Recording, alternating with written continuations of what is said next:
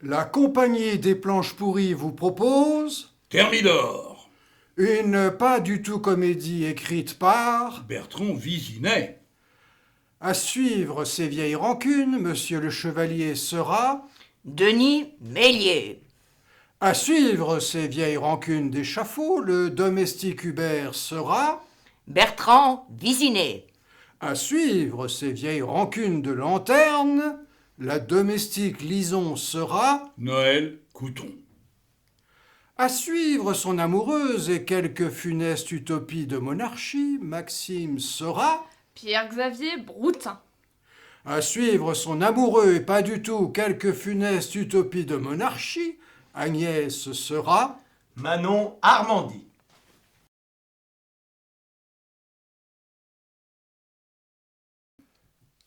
Mes devoirs, monsieur le chevalier. Ah, te voilà enfin, mon piteux calamiteux de factotum. Tout de même, mon bon ami. Le sais-tu que cela fait maintenant ces 3 bons quarts d'heure que je peste et repeste après toi? Parce que... Tout simplement parce que cela fait au moins 300 fois que je carillonne dans le vide, tandis que toi, tu me laisses tout bonnement mourir de faim et de soif. Ce qui, à vrai dire, n'est là rien que de très normal, monsieur le chevalier. Parce que... Parce que moi, que j'étais au chevet de monsieur le général et que ça me demande, voyez-vous, tous les matins, rien de moins qu'une sacrelotte foultitude de tintouins. Oh oh, j'imagine que tu nous parles ici des soins nécessaires à sa vieille compagne de méchante balle, dont son genou droit, à ce général.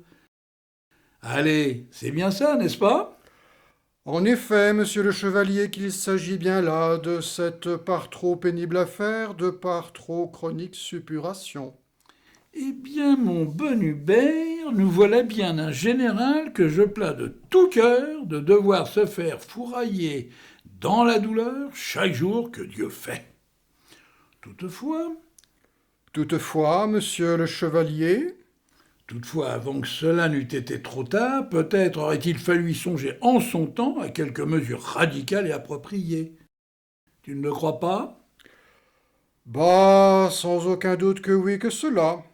Cependant, vous le savez tout comme moi, monsieur le chevalier, comme hier, monsieur le général, il aura pu jurer à son chirurgien-major de lui brûler la cervelle au premier funeste scintillement de tranchoir qu'il oserait commettre sous ses yeux. Oui, je le sais. Et voilà ainsi et aussi comment ce passablement puéril refus d'être hier enfin scié, il le rédimait ton joyeux foutre de général à toute une vie de gaie et vaine torture. En vérité, en son temps, je te le dis que de ne pas y venir à l'accepter de porter pilon, c'était pour finir, comme nous le savons, toi et moi, uniquement s'offrir là rien de moins que toute une vie d'inutiles tourments. En vérité, ne le penses-tu pas comme moi, mon cher ami? Oh, bah ça en effet que je le pense tout comme vous, monsieur le chevalier. Et d'ailleurs, et en vérité, que pensaient d'autres, à vrai dire. En tout cas, En tout cas, quoi? Allons, mon cher ami, je t'en prie, va jusqu'au bout de tes tiennes pensées, et sur le champ encore. cependant, ce qui ne sera pas, voyez-vous, que j'y vienne à mes miennes pensées, comme vous disiez. Oui, ce qui ne sera pas que j'y vienne, monsieur le chevalier, quand voyez-vous que je veux désormais parler avec vous de toute autre chose que des sempiternelles souffrances de mon maître de général. C'est tout de même qu'elle me rumine de trop d'anxiété, tant moi je l'ai subie tous les jours depuis trop longtemps. Ma foi, quand je t'entends, mon cher Hubert, voilà toute chose que je comprends très bien. Eh bien alors, de quoi veux-tu que nous parlions, mon cher ami? En tout cas et sûrement de 1000 autres sujets qui ne porteront pas à conséquence. Comme par exemple? Ça, et à vrai dire que je ne le sais point trop. Mais enfin, après tout, c'est comme il lui plaira, monsieur le chevalier. Et allez donc. Quant à causer de tout et de rien, moi, je lui fais confiance, quand je lui cède toujours l'imagination de tout ce qu'il y a de plus aérienne, débridée, et même de conséquemment débordante. Tiens donc, morbleu, Hubert. par le doux saint crâne au petit Jésus, maintenant que tu m'as dit ça, car il y a que je l'ai parfaitement ressenti, ce qu'elle a été ici, ta piquante ironie, à l'instant, quelle charge as-tu donc voulu me faire? Puis-je te le demander? Oh, moi, naturellement, que c'en est aucune de charge que j'ai voulu vous faire, monsieur le chevalier. Allons, Dieu, qu'allez-vous donc imaginer? En vérité, absolument rien quand je te connais tout comme ma poche. Oui, absolument rien. Mais bon, Mais bon, quoi? non, brisons-la quand cela sera plus sage. Oui, en effet, brisons-la quand cela sera plus sage. Quand cela sera plus sage et que je vais lui conseiller à monsieur le chevalier le velours de ce Bourgogne et l'onctuosité de ce vol au vent. Ce vol au vent qui sera de la main de ta chère Lison, n'est-ce pas? Pardi que oui. Eh bien alors, à l'assaut, mon ami, et sans barguigner encore. Ah, ça, vrai de vrai que tu ne m'as pas trompé. C'est absolument succulent. Voilà qui fera très plaisir à Lison quand je le lui dirai. Et tu le feras bien aussi de la félicité de ma part. Cependant, quand je les vois, tes minauderies de gueuluche, n'est-ce pas qu'il y en a une de question qui te brûle les lèvres? Sans doute un peu que oui. Toutefois, je ne te laisserai y venir que quand tu m'auras resservi de ce somptueux Bourgogne. Et donc, ta question? Ah, vas-tu enfin y venir? Elle est que j'aimerais lui demander à monsieur le chevalier cause l'orage cette nuit, si il nous a bien dormi. Comment ai-je dormi, dis-tu? Oh, en voilà une de question qui, comme je n'en doute pas un seul instant, elle nous l'a pu rien de moins que sa défausse. Hein, n'est-ce pas, Hubert?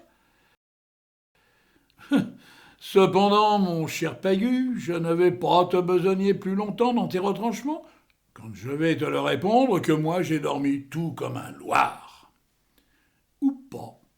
Ou pas, monsieur le chevalier? Oui, ou pas. Tout de même, avec cet ou pas, monsieur le chevalier. Ah ça, je vous le dis sans rire, ou pas. Franchement, qu'est-ce qui veut donc nous faire comprendre? Ce que ça veut dire. Mais encore, monsieur le chevalier, si je puis me permettre. Mais encore, dis-tu? Voilà ce que ça veut tout simplement dire, vois-tu? Que parfois j'ai dormi du sommeil du juste et que parfois je me suis laissé hanter des souvenirs de cette sublime fête, de cette dernière sublime fête que l'on se connut dans ce palais du bord du fleuve. Et à propos de ces souvenirs, n'est-ce pas que toi et moi nous avons exactement les mêmes? Eh tiens, pardi que oui, monsieur le chevalier. Mais bah, et je vous le demande bien humblement, quand on en parle de ces 10 souvenirs, au vu et au su de tout ce que nous avons tous deux hier vécu d'un même pas, comment pourrait-il en être autrement? Il n'en est plus que vrai, en effet. Cependant, Cependant, non, rien. Ah, t'en souviens-tu, oui, t'en souviens-tu qu'ici, nul bossu ne voit sa gibbosité à être caressée par la misère, tant la très haute richesse, elle ne se tient plus de joie, et que c'est ainsi que carrosses, flambeaux et torchères, aboyeurs et noblesse, talons rouges et robes de soie, ils nous sont cette rutilante théorie d'or et de diamants qui s'avance sous les ormes d'un prince du sang. Les ormes d'un prince du sang et aussi d'un illustre général. en effet, que de tout ça je m'en souviens très bien, monsieur le chevalier. Oh, bah, comme qui dirait que cette nuit-là, c'était Byzance, comme on dit dans les chaumières. D'ailleurs, quand j'y songe, c'est de Byzance que je parle à monsieur le chevalier, que c'est tout ça qu'on pourrait lire un beau jour à la veillée dans les bonnes feuilles, à notre brave homme, à nous, de messire Gontran le colporteur. Eh bien, je te le dis, il y a que tu viens à l'instant, vois-tu Hubert, de tout bien dire avec ta très utile anecdote de veillée de bonne feuille de ton brave homme à nous de Messire Gontran, le colporteur. Ah, ça, mais oui, bravo! Et même pourquoi pas, rebravo! Mais bon, Mais bon, il me semble que monsieur le chevalier, il vient de nous faire tout comme au temps ancien du château, tout comme des vers qui ont tout bien grouillé dans sa prose. non, tu n'as point entendu des vers de ma part, mon cher Hubert. Seulement, vois-tu ce qu'on appelle des assonances. Assonance. Qu'est-ce que c'est donc, monsieur le chevalier, que vos assonances? Oublions ça, mon cher Poicre. Et sur le champ encore. Quand il, ton à peu près marigot d'intelligence, il n'a aucune chance d'y voir jamais goutte. Tiens donc, Cornegidouille, qu'est-ce que c'est donc que ce fielleux mépris que vous avez tout à coup en bouche, monsieur le chevalier? Parce que, quand même, quand savez-vous que je pourrais pas tout comprendre à ce que vous disiez? Ce que j'en sais. Cependant, il faut tout de même l'expliquer, cette affaire d'assonance, monsieur le chevalier. C'est que moi, voyez-vous, et comme vous le savez très bien, je ne me sais ni de près ni de loin l'ignorant entendement du Philistin, quand c'est toujours que je veux m'instruire en toutes choses. Ce qui est naturellement tout à ton honneur, qu'une telle écolière inclination en est fait. Nonobstant, je te le dis qu'à ta prochaine édification, nous y viendrons un autre jour. Peut-être, ou plus sûrement, peut-être pas. Mais bon, mon ami, ici et maintenant, de grâce, oublions plutôt ce qu'elles sont ces très creuses sottises de rimes et d'assonances, quand tu vas m'en donner tout de suite, je te prie, des nouvelles de cette maison. Des nouvelles de cette maison, dites-vous, monsieur le chevalier? Oui, des nouvelles de cette maison, c'est exactement ce que je viens de te demander. Et donc? Eh bien, elles sont mauvaises, ces nouvelles. En vérité. Et même qu'elles le sont d'exécrables. Voyez-vous ça? Les nouvelles de cette maison, elles le sont de mauvaises et même qu'elles le sont d'exécrables. Une ou deux ou des raisons à cette tragédie, s'il te plaît? En vérité, il y en a 1000. Et peut-être même 1001. C'est aussi que quelque chose, il me dit que ça le réjouit beaucoup, monsieur le chevalier, comment je lui ai dit les choses, qu'elle le soit tout comme un naufrage. Ah ça, mon bon, à l'instant pour se faire, mais quel méchant aspic vient donc de te piquer? Mais oui, c'est cela, je te le demande. Quel est ce grinçant procès d'intention que tu viens de me faire, ô mon piteux surnois? Oh, moi, monsieur le chevalier, pardi que je ne suis point du tout à côté de la plaque quand je vous connais tout bien mieux que le font à mes basques. Allons, bien sûr que je vais vous le confirmer, ce que je viens de vous le dire quant à votre mauvais état d'esprit, et d'ailleurs 2 fois plutôt qu'une. Néanmoins, je te le dis que tu te trompes du tout au tout sur mon compte, mon bon Hubert. Quand je ne le suis et ne veux être avec toi que bienveillant sont toutes choses. Et ce, depuis que tout à l'heure, nous nous parlons tous les deux. De ça, que j'en doute. Oh oui, que j'en doute. Et pourtant, oui qu'il en est bien ainsi, comme je puis te le jurer. D'ailleurs, s'il le fallait, je peux même te le jurer sur la tête de cette chère Lison, qu'il me semble apercevoir tout là-bas avec cette panière de linge qui osait là lui casser le dos. Car n'est-ce pas, Hubert, que c'est bien elle, ta femme, que je vois en ce moment à trotter beaucoup trop en peine et tout près du fleuve? Eh bien, bon sang de bonsoir, ta Lison, vas-tu enfin me le dire, si c'est elle ou si ce n'est pas elle? Oui, en effet que c'est bien elle. Et puis, pardi que c'est aussi qu'elle ne devrait pas emporter des panières aussi lourdes. Quand même que moi je le sais très bien que c'est plus de son âge. Ma foi, c'est exactement ce que je pense qu'on ne devrait pas, à son âge, lui en infliger de pareilles corvées. C'est aussi que, quand je la vois, ta bonne Lison, que tu es un homme très, et plus encore, trop gâté par la vie. Car, tout de même, n'est-ce pas que ta chère femme, elle nous en a comme de très beaux restes ?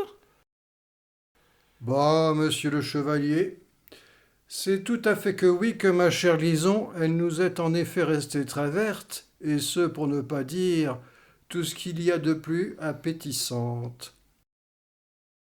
Et allez donc, merci pour elle, et merci aussi pour moi. Néanmoins, Néanmoins quoi ? Allons, s'il te plaît, mon ami, quitte-les sans plus tarder, toutes ces incessantes et incessantes insinuations que tu veux continuellement me faire. Et puis, c'est aussi que tu devrais te laisser aller à de meilleurs sentiments à mon égard, quand je ne le veux à aucun prix d'en venir avec toi à une nouvelle inutile querelle. Une de celles de querelles qui, hélas, n'est-ce pas, nous rappellerait une de nos anciennes et surtout une de nos trop mauvaises prises de bec. À cette excellente fin, à cet instant, toi et moi ne pourrions-nous pas faire comme une sorte d'habile ébauche de trêve ? il y a que je n'y songe pas vraiment, monsieur le chevalier. Ce que, moi, je regrette déjà. Et ce à quoi je ne veux pas me résigner.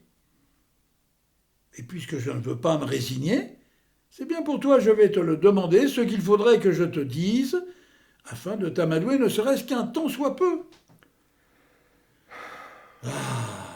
Ah ça, vas-tu enfin, mon Hubert, nous laisser cesser tes palinodies de bouffons et enfin me répondre ? Oh, moi, monsieur le chevalier, c'est rien que je vas vous répondre, quand moi je n'ai rien oublié, quand moi j'ai aussi une excellente mémoire quant à certaines choses. Quel dommage !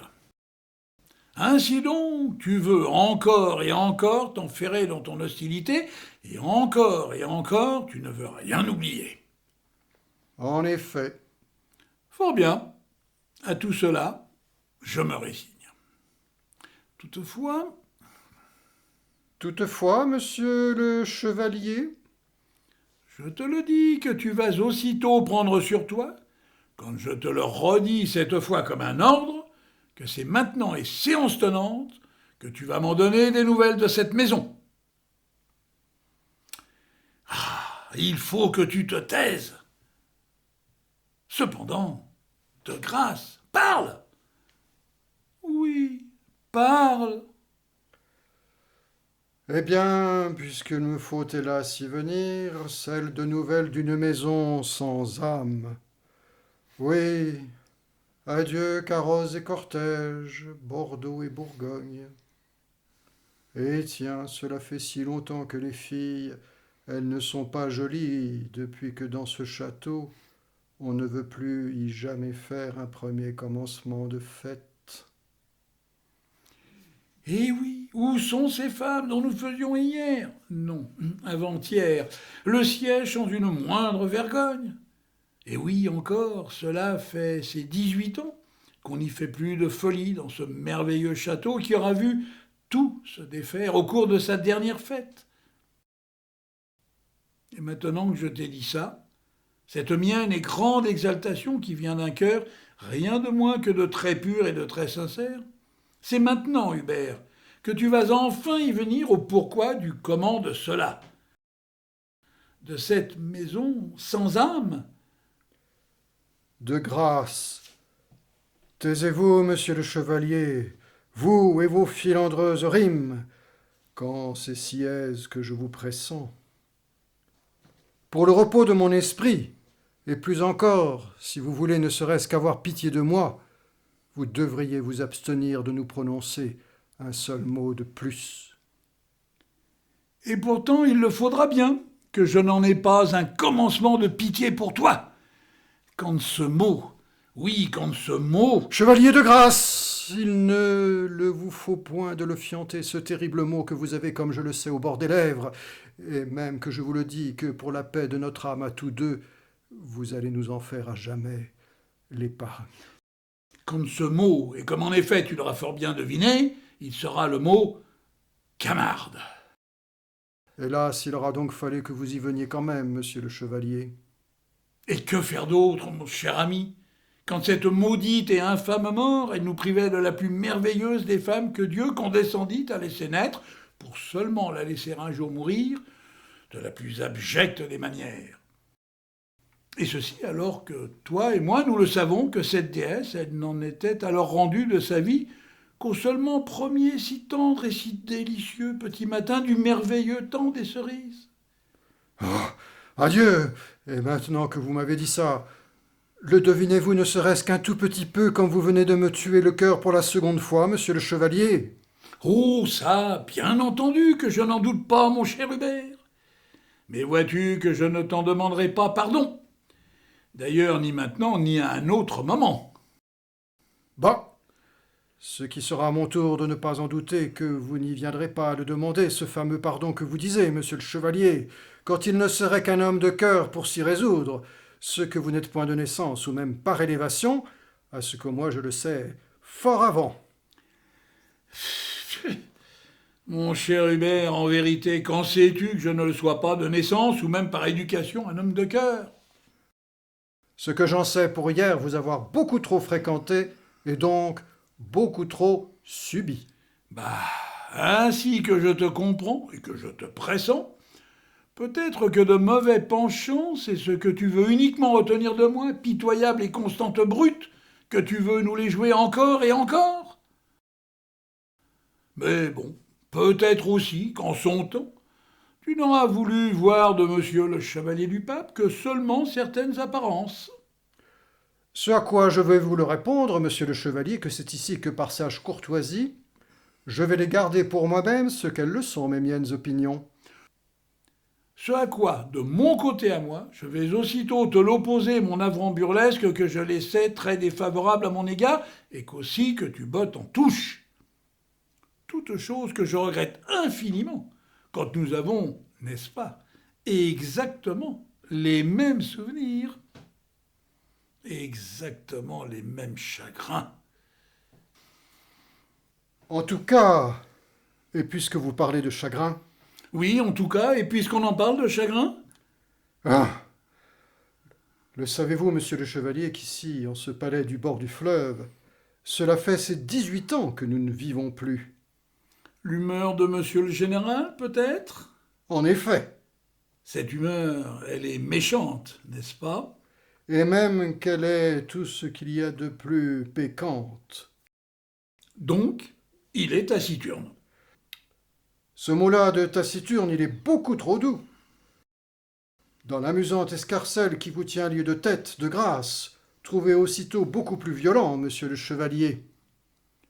Pour y venir à ce beaucoup plus violent, ton général, il est dans une acrimonie permanente, et il est dans une colère qui ne trouve jamais leur fin. C'est bien cela, n'est-ce pas? Tout comme qui dirait que oui.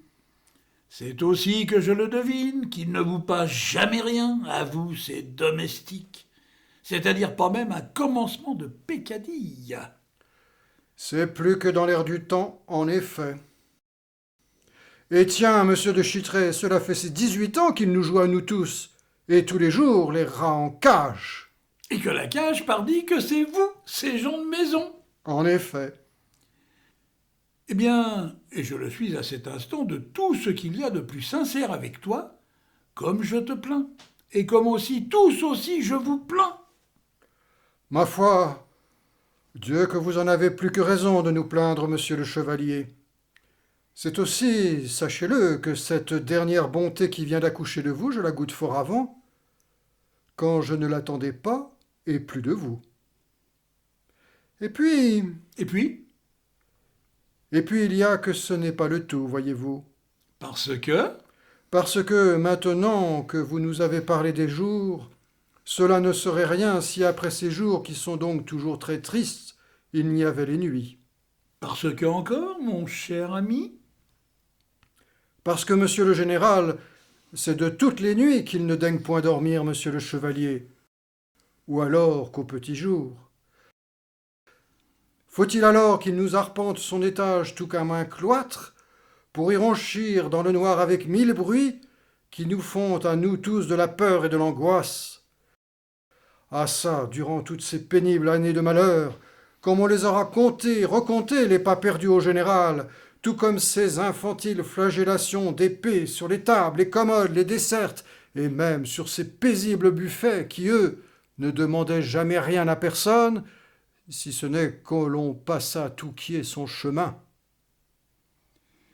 Eh bien, mon cher Hubert, quand je t'entends, je te le dis avec le grand tout de ma sincérité, quel continuel tourmente est-ce là, en effet, que l'esprit de ton général de maître? Bah, en effet que oui, qu'on peut parler de continuelle tourmente. Mais enfin, ce que l'on peut tout de même fort bien comprendre, une telle âcre manière de s'aigrir, monsieur le chevalier, qu'en la demeure de monsieur le général de Chittré, il est ce vase esselé de la seule rose qui jamais compta ses yeux d'homme de cœur. Quant à moi, par le Christ Sauveur, maintenant que tu m'as dit ça, bien entendu, mon cher ami, qu'il ne faut pas que tu en doutes un seul instant, que tu as su le trouver sans coup férir, le chemin de mon bien de cœur. Dis-moi, elle fut atroce, cette mort de madame la générale. Hélas, 1000 fois hélas, il faut que vous y reveniez à cette mort, monsieur le chevalier. Oui, parce que tel est mon bon plaisir. Ou plutôt parce que tels ils le sont en ce moment mon déplaisir et ma rancune. Cependant, ne pourrait-on pas enfin parler d'autre chose? Quand même que je vous l'ai dit, quel pernicieux cela me fait, là, à la moelle de mon vieux cœur. En vérité, peu m'importe quelle souffrance cela peut te procurer à toi, mon ami, quand elle, cette mort, elle ne fut en rien ordinaire. Alors, je te le dis que tous deux, nous en allons en parler tout le temps qu'il faudra, et sur le champ encore. Et donc, puisqu'il le faut que je me répète, elle ne le fut rien de moins qu'atroce, cette mort. N'est-ce pas, Hubert? Bah, puisqu'il faut y venir et que là vous insistez mieux qu'une vicieuse drille ou qu'un sournois trépant, il est vrai que même une bête sauvage, elle n'y aurait point pris tant de plaisir. Quoique parfois mordicus, il aime à jouer avec les souris qu'il attrape, tout comme l'enfant, il musarde des heures entières avec son toton. Par la Vierge, tais-toi, Hubert, je te l'ordonne. Oui, pas un mot de plus. Bah ça, elle est forte, celle-là. Que moi je doive me taire quand je ne le demande pas mieux que d'y venir depuis tout à l'heure, monsieur le chevalier.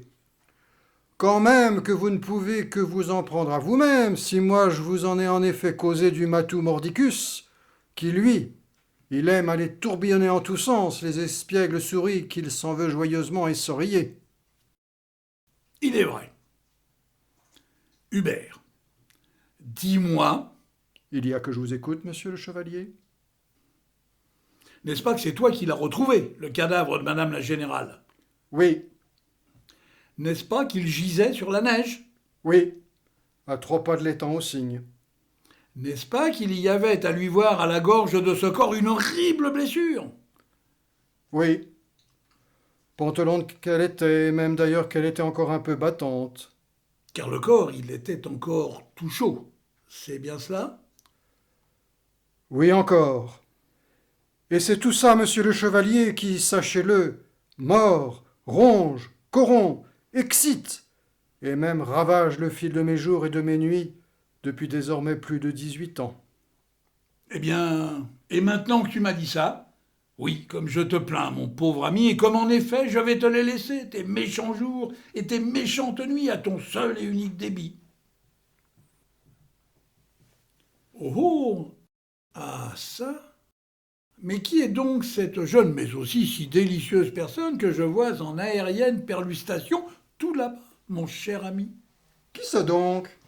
Pardi, celle de jeune personne qui s'avance sur le chemin de halage tout comme un ange. Eh bah quoi, vous le voyez tout comme oui que c'est une jeune personne. C'est qu'elle est très jolie. On le dit. Parce que tu la connais? Et pourquoi pas que je la connaîtrais pas? Mais qui donc regarde-t-elle? Est-ce toi un gueux ou est-ce moi un chevalier? Allons, monsieur le chevalier. Certainement pas vous, quand c'est quand même que vous avez passé de longtemps l'âge d'être beau. Et ça, et en vérité, c'est d'ailleurs tout comme pour moi. Tais-toi, insolent que tu es, quand moi je le sais que je ne suis pas vieux de sitôt. Il n'empêche que vous avez la peau d'aussi bien racornie que votre sénéchant laquette serviteur ici présent. À vrai dire qu'elle est tout aussi peu ragoûtante qu'une carpe oubliée de la veille dans le carnier aux pêcheurs. Cependant, en ce moment, quant aux insupportables ravages du temps, je te le dis que tu ne parles que pour toi, mon vicieux coquin. Allons, au lieu de nous bavasser sur mon compte d'inutiles ou cruelles méchandises, à cette grande beauté, fais-lui enfin signe de nous rejoindre, je te prie. Certainement pas. Parce que, Parce que votre orgueil, il y a que je le sais qu'il ne saurait souffrir une inévitable avalanche de féminins colibés, quand ce n'est qu'à moi et seulement à moi que l'on sourit. et pourrait-on le savoir, pourquoi ce n'est qu'à toi que l'on s'en va sourire avec, tant de tendresse? Parce que, Vertuchou, mordiou, par tous les saints et plus encore par saint Eusèbe, en vérité ne me dis pas que cette personne, elle est comme qui dirait l'une de tes parentes, et qu'elle est peut-être même, comme qui dirait plus encore, ta jolie et plus encore ravissante fille.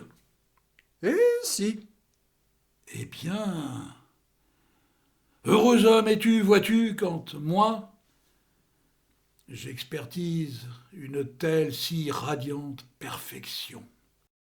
hé hé, Pourquoi en viens-tu à me rire sous le nez, je te prie?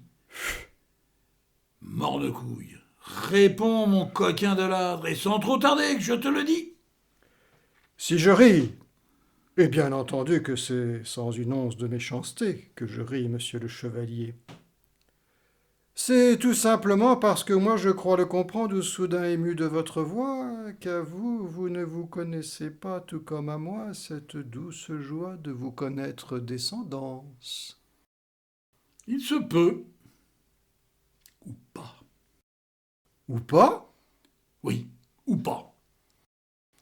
Et maintenant que je t'ai dit ça, je te le dis que c'est sur le champ que tous les deux nous allons briser là quant à cette affaire de descendance. Vois-tu que je le sais et que nous furetons depuis un instant sur un terrain par trop glissant. Surtout quand sans aucun doute que tout cela ne te regarde en rien. Et ni de près, ni de loin. Oh oh oh oh bah, c'est comme il le plaira à monsieur le chevalier. Mais bon, c'est quand même, n'est-ce pas, que depuis tout à l'heure, qu'il nous en fait beaucoup, des ou pas. Ah, tu crois? Ah, mais oui que oui. Fort bien. Admettons que j'en ai dit beaucoup, des ou pas. Toutefois, voilà toute chose qui ne nous empêchera pas, mon vieil Hubert, d'en revenir à cette désolante blessure. Ah non! Ne me dites pas, monsieur le chevalier, que vous allez oser nous remettre une nouvelle fois le couvert. Allons, vous et moi nous le savons très bien, comme c'est jour après jour, et depuis la nuit des temps, que toutes les souffrances de genoux au général de Chitry, elles vous gonflent le cœur de la plus haineuse des joies. Ce qui n'est pas. Vraiment? Oui, vraiment. Et puis, Et puis? en l'occurrence, tu nous joues les parfaits jocrisse, mon cher ami, quand, à cet instant, n'est-ce pas que tu le sais tout aussi bien que moi que ce n'est sûrement pas de ça, de la purulente capilotade de genoux, de ton mirobolant de général, dont je veux te parler? Ah! Sauf qu'en son temps, et puisqu'hélas il faut que je vous perce très bien à jour, c'est en long et en large que je lui ai tout raconté, hein, monsieur l'intendant de police Véron, qu'il a tout bien consigné dans son exhaustif rapport. À moi peu me chaud. Oui, à moi peu me chaud cet exhaustif rapport que tu dis, quand le rapport de ton monsieur l'intendant de police Véron, il n'était lui qu'une calamiteuse broderie d'ineptie et de calembredaine. Il n'y a que vous pour le croire. Et que cela me suffit amplement, ces dites inepties et calembredaines de corne-cul, pour te le redemander, de me le raconter ce que tu as vu, et en long et en large, ainsi que tu l'as si bien dit à l'instant. Et de quel droit il faudrait que j'y vienne, monsieur le chevalier, je vous prie? Selon celui du cœur, beaucoup.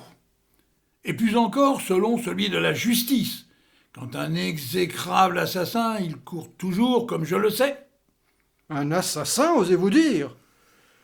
Il n'y a que vous pour le penser, qu'il y en a eu un d'assassin, monsieur le chevalier, quand à 20 lieues à la ronde, absolument tout à chacun, il aura fini par en conclure qu'on parlait d'un malheureux accident de chasse, ou pire encore, d'une attaque de bêtes sauvages. Cependant, baliverne que cet accident de chasse, billevesé que cette attaque de bêtes sauvages. Et toi, mon fourbe et chassieux, paillasse de Bélitre, qui le veut ici donc continuellement de se la payer, ma fiole? Tu le sais aussi bien que moi qu'en cette affaire, il faut seulement parler d'assassin. Oh, bah ça en fait l'assassin. Croyez ce que vous voulez, monsieur le chevalier. Après tout, cela ne fait jamais que ces 18 ans à quelques brouettes de fumier que vous l'avez en tête, cette égrotante marotte-là, d'assassin que vous dites. Ce qui n'est pas sans raison, vois-tu? Ce qui n'est pas sans raison, quand on en parle de la curieuse nature de cette blessure qu'elle avait donc au cou, madame la générale. C'est ainsi Taisez-vous. que toute sa gorge n'était plus qu'une effusion de sang, n'est-ce pas, Hubert? Taisez-vous. Que toutes les chairs, elles avaient disparu on ne sait où, n'est-ce pas, Hubert? Taisez-vous. Que ce sont maintenant les vertèbres du cou qui étaient toutes à nu, n'est-ce pas, Hubert? Taisez-vous. Et que depuis cette dévastation, on le sait, tu le sais, car c'est toi qui leur as découvert le corps de cette merveilleuse déesse. Oui, on le sait, tu le sais, que c'est depuis ce terrible cratère que coulait un sang trop épais et trop ardent, qui, lui, de sang, n'était rien de moins qu'un pourpre et hideux solfatare. Allons, pardi Hubert, qu'on parle ici, que je te parle ici sans jamais ni ne me leurrer, ni ne me tromper, d'assassin. Et qui serait-il, cet assassin? Est-ce qu'on pourrait le savoir, citoyen? Seulement ce bouffre de Satan de salaud de meurtrier qui a le bas de son manteau tout souillé de sang depuis plus de 18 ans. Et ceci sans que cette sordide macule, elle ne la dérangeât jamais la quiétude de qui que ce soit. C'est-à-dire que je te parle ici, Hubert, de celle de honteuse quiétude d'une justice qui se vautre dans la fange de sa lâche indifférence à poursuivre un criminel que son rang et sa puissance protègent en effet de tout. Oh oh. N'est-ce pas qu'avec les yeux de fou que vous avez, que vous le savez haut et clair de qui qu'on parle en ce moment, monsieur le chevalier, et que plus encore son nom à ce bouffre de Satan que vous dites, il y a que vous le brûlez tout bonnement de me le cracher à la figure. Oui, Hubert, en effet que j'en meurs d'envie. Et outre que je le sois de démanger de te battre comme plâtre, quand tu viens de l'oser de me traiter de citoyen, ce nom infâme et répugnant d'assassin que tu dis, bien entendu que c'est même aussi que je n'ai qu'un seul et unique désir, qui est celui de te le tympaniser, de le crier, non, de le hurler à la terre entière.